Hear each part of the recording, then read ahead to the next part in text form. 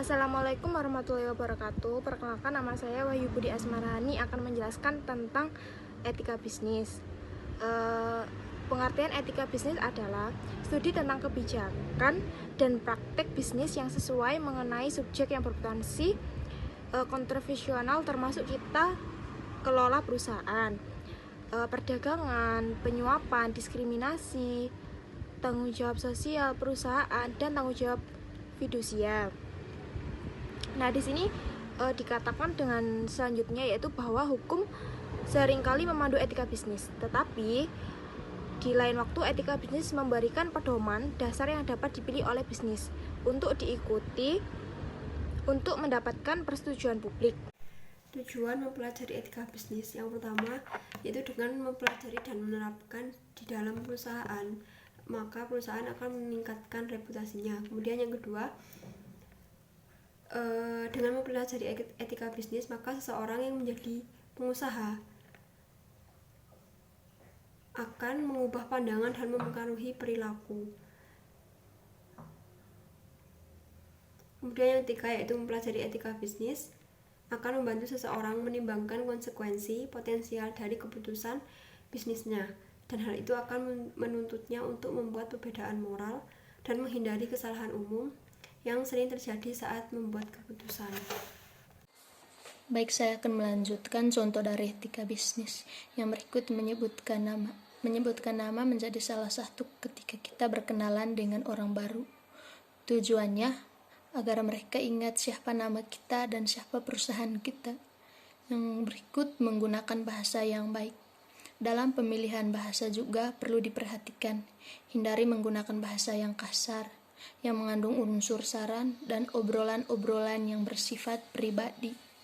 Yang berikut mengucapkan kata terima kasih. Selalu mengucapkan kata terima kasih di akhir kata dan akhir sebuah pidato.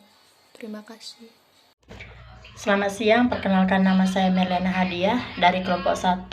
Saya akan membahas materi mengenai contoh etika bisnis. Yang pertama itu contoh etika bisnis dalam sebuah perusahaan, yaitu jujur. Jujur merupakan hal yang mendasar dalam sebuah perusahaan.